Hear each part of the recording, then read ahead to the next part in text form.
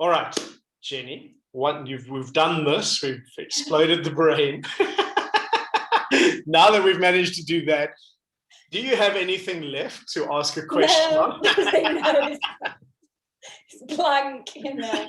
I wanted to ask you, which seems a really, well, I'm sure it'll go somewhere. I wanted to ask you, why are you always in bare feet in a session? I am always is there a reason, or is it just something you just because you like to? That's one of my questions. I think the answer is I've found it serves me the best. And so for me, the game is all about physiology. And when my feet are in shoes, I feel less. So I have less information coming through my body. My body likes information. And so being barefoot allows me to do that. So the reason I wear flip-flops, because I can kick them off the most easy.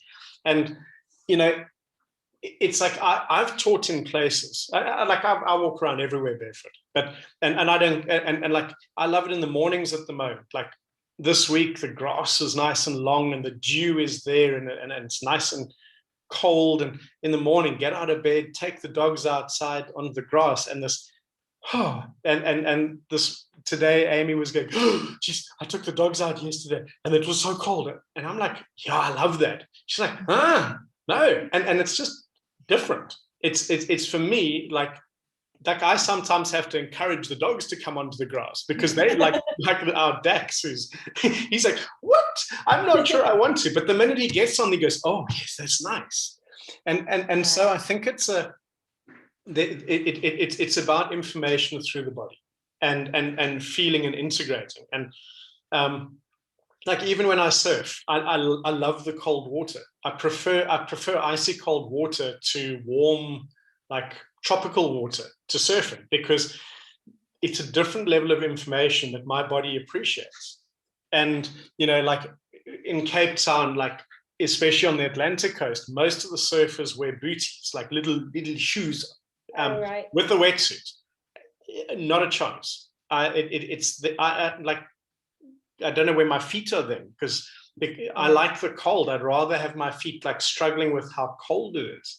And it's not right or wrong, but it's what feeds into my system. Yeah.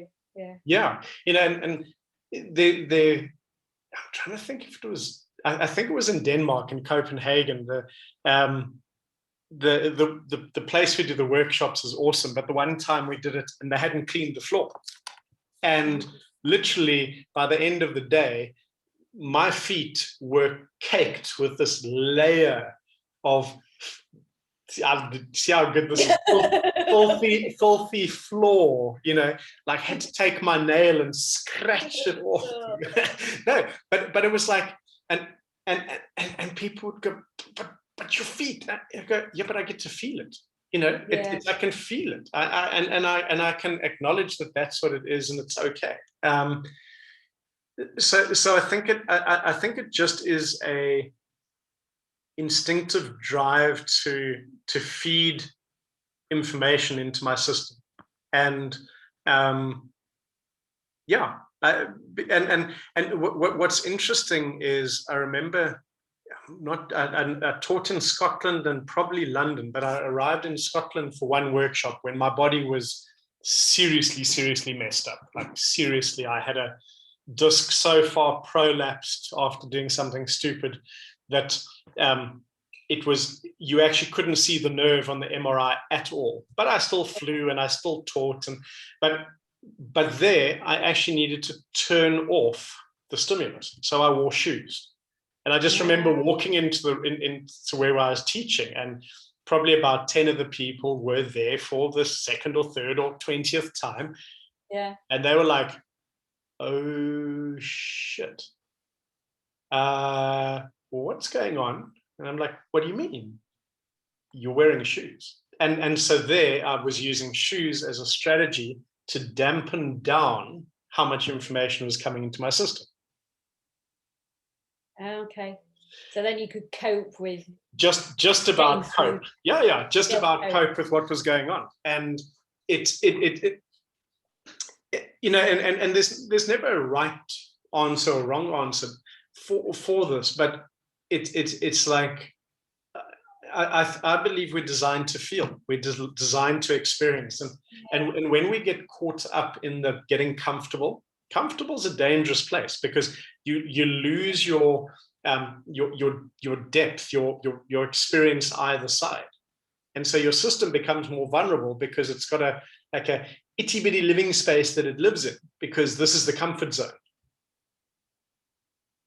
I think, like, and obviously if you want to be feeling how you're feeling while you're working or with somebody, don't you? So if you're anything that disconnects you is not going to be great. That connection between you and that's actually profound. It's a distraction. You're not going to be listening, or that's brilliant. Board the same. Yeah, so I actually have never thought of it that way. That's brilliant, because so the more input I'm getting into, hey, Doug's here, the easier it is for me to remain the reference point to the world, to my world. Yeah. That's a very good one. Yeah. So because if there are too many things that allow my system ease, I can float away. And then the next time I reach out going, where is everything? It's something out there. It's not something here. Potentially, if you're given the opportunity to wander, your client's going to pick up on that, you know, not realizing, like, they're not going to feel that, again, potentially it's not that they'd even realize that, but there might be just something that they're holding back, or, you know. Because your ability to be there and present is the way you hold space. And so if someone's got something that's vulnerable, and it can be vulnerable in a movement pattern, vulnerable in a pain pattern, vulnerable in a life pattern, or something they want to share. Yeah. If you're not present, it ain't safe. No. Why would I share? But, you know, the rest and then you just like the rest of the world. And this is parenting 101. If this is your kid going, Mom, yes.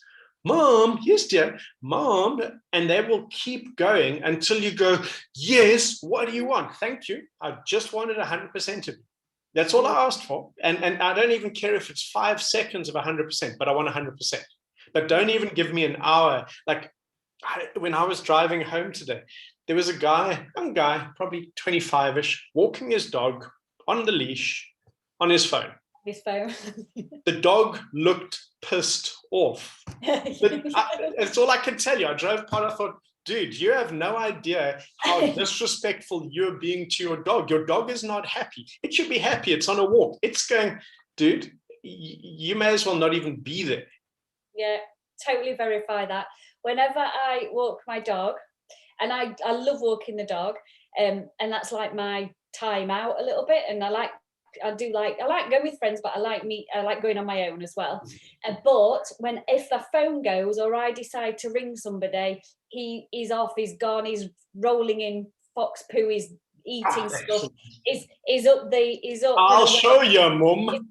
Honestly, he does it. If I am there and not on my phone, he's pottering about, and I can see where he is.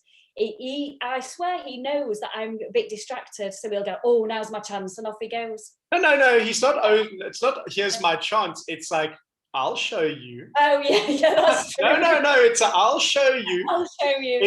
It's you and me going for a walk, and then you dare to bring someone on the phone into it. Yeah. How dare you?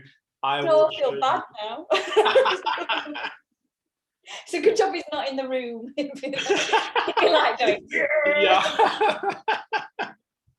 So something that's quite interesting is in February, when I left you guys in Sheffield, we went down to the Bournemouth area, and that's a Parkinson's study. Yeah. So we had 4 days there, and we took our Parkinson's study people outside in long grass, barefoot. And initially, like when I said, come on, Sue, let's go outside, she said, oh, we can't do that. And one of the guys goes, "Oh, I'll go outside with you."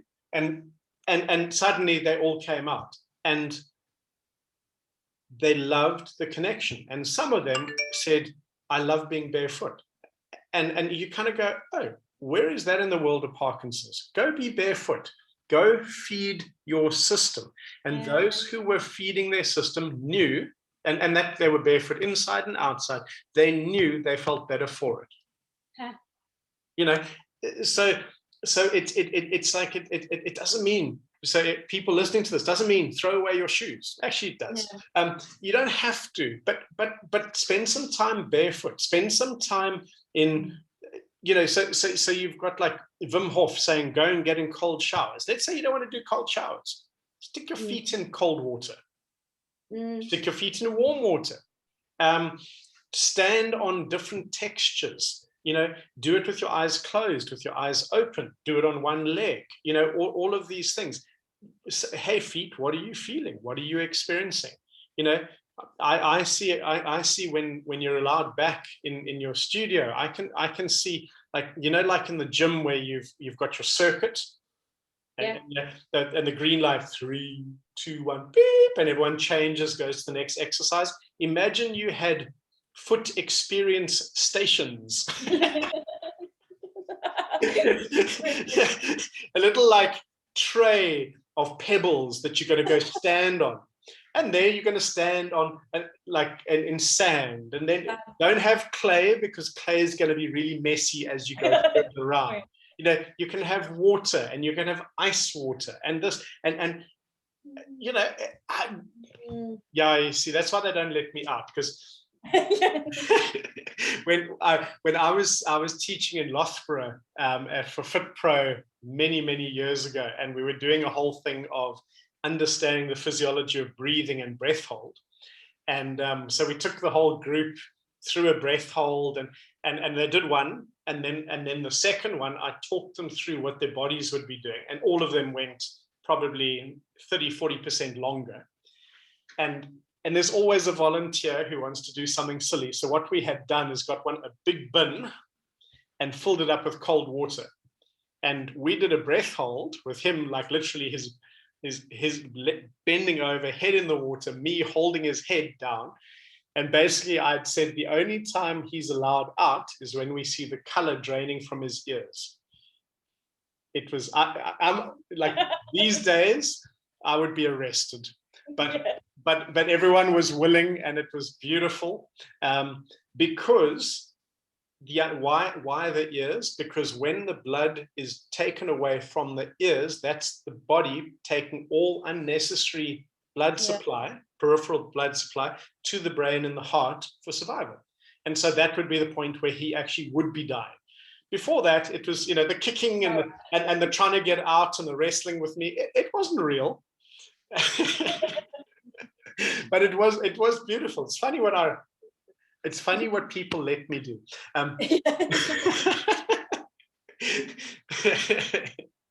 Yeah, but all of these things are about your body wants to feel and experience. So when you're allowed to feel different textures and things, that's your neural system being asked to do work, to go, what do you think about this?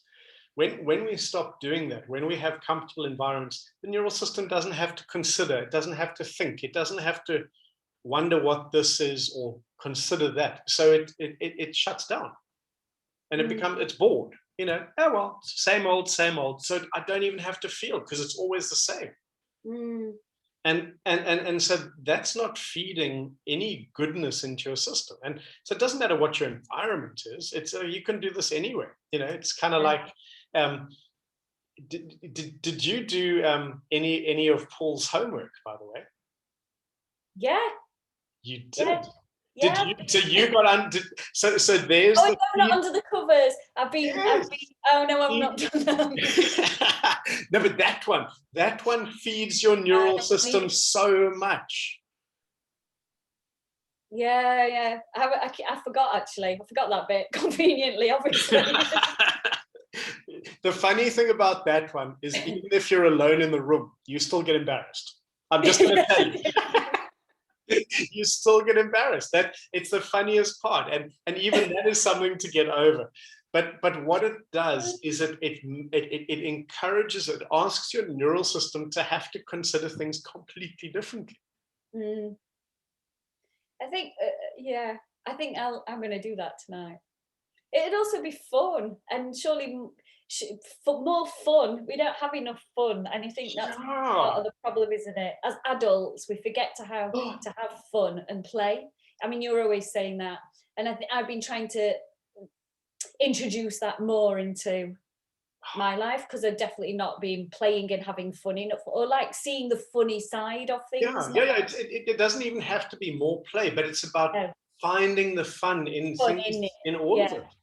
You know, it's like, you know, I know that you have 100 people that would love the get under your blankie without your hands challenge. You know, 6-day challenge. yeah. Yeah. So day one is, can you actually get under your blanket?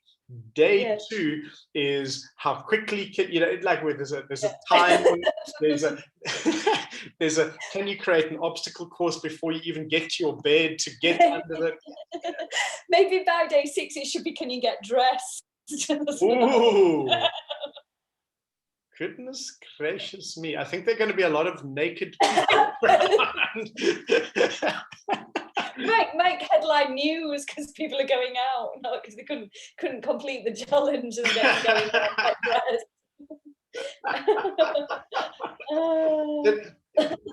but exactly what we're doing here. So when we allow ideas just to flow and expand, it's like there's fun to be had. There's always fun to be had. And when something has an element of fun, it's something we embrace. When it's got a serious, it's a little harder to embrace it, because then you almost have to bring a determination. I bring a determination with a bit of giggle and laughter, and that's totally different determination to one that's like, okay, I'll do this. I can do it. You know, it's yeah, it's fun. Yeah, I'm gonna say you do that.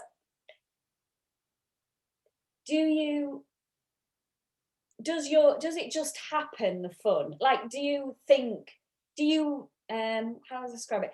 Do you consciously have to go and make sure I have fun with clients, or is that naturally what you do anyway? Do you know? I would say that it is natural. It is who I am now. Who you are, yeah.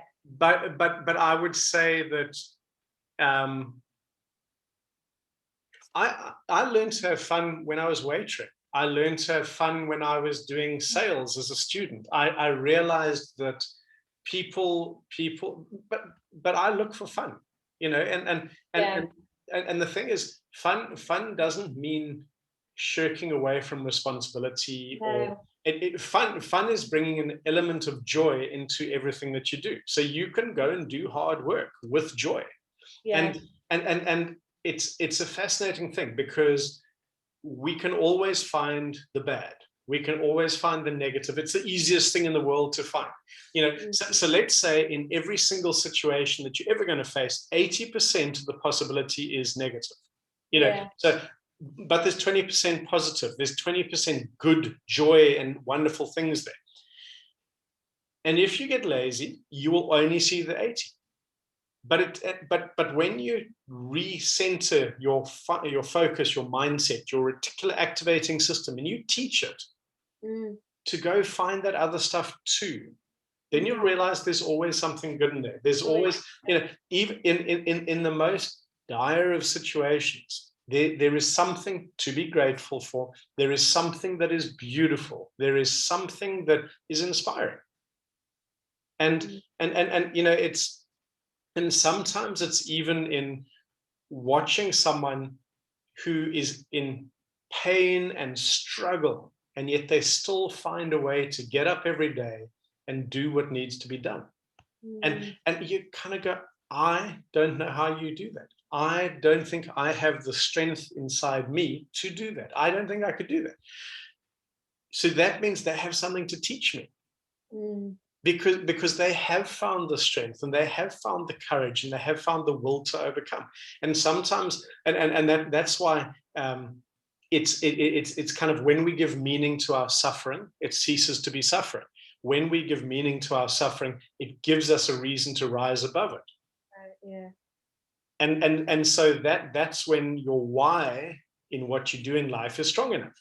And when it's strong, you'll meet your fears, your anxieties, your resistances, and you'll say, I see you, but I'm not going to let you stop me from doing what I plan to do. And so, as we were talking before, it's like, so the fact that you can use activation as a tool to enable you and strengthen you in order to go to places you wouldn't have gone before, that's awesome.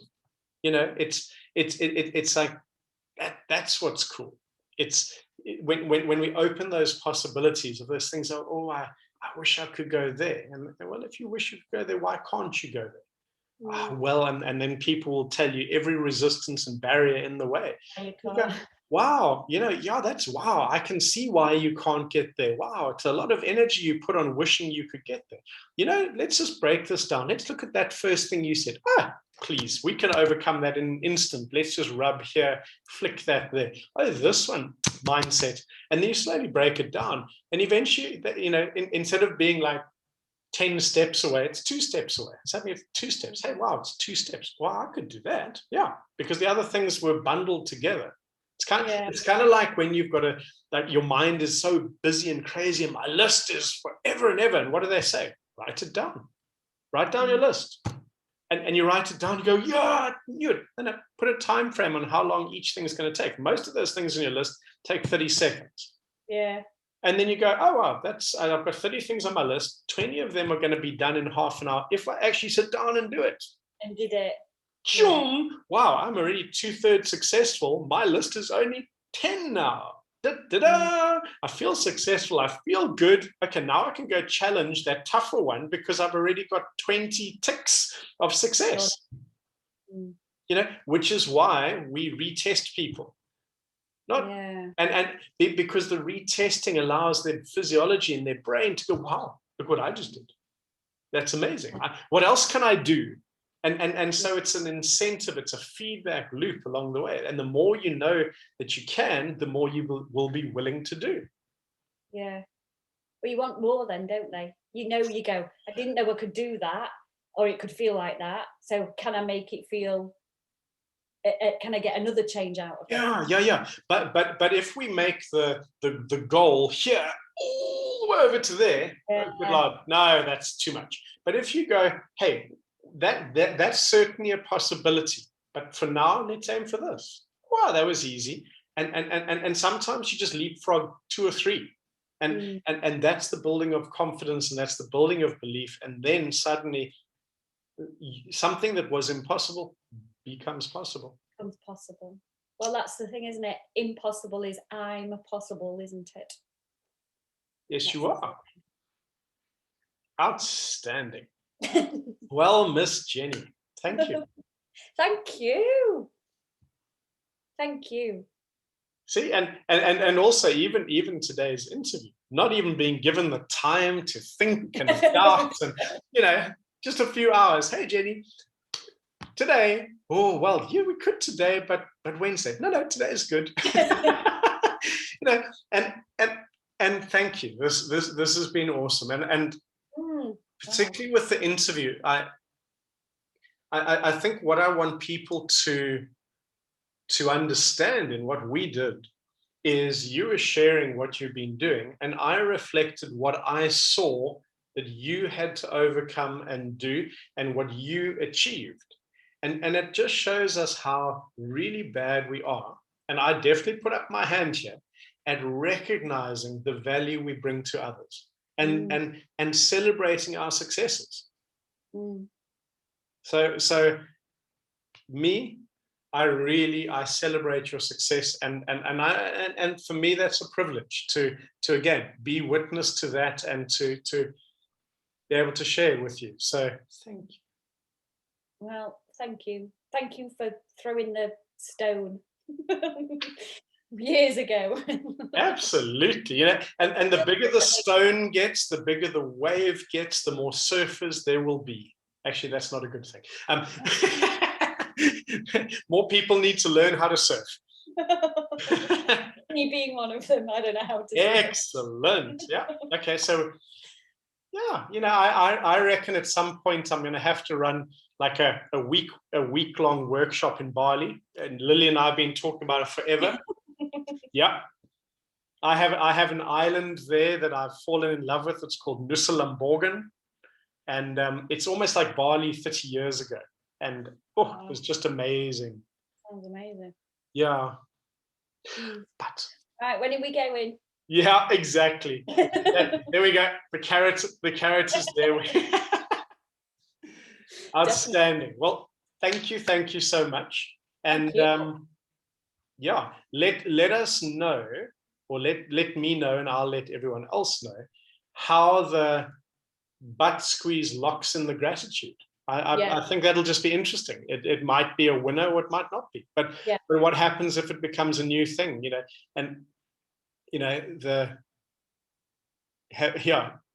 gratitude butt. I don't know. No, I better stop now.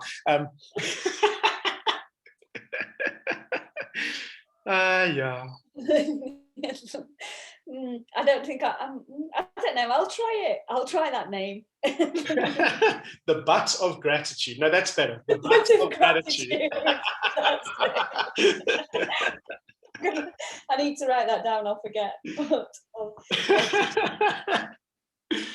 Yeah. Maybe that's the when I send them an email out to say we're going to have a catch up, I might put that in the subject title. Oh, that's fabulous. And if someone goes, I'm struggling, hey, you slap it once, you slap it twice, you're grateful, buddy. Brilliant. Awesome. Well, you have a wonderful, wonderful day. Thanks, Jeni. Thank you so much. Take care. Bye.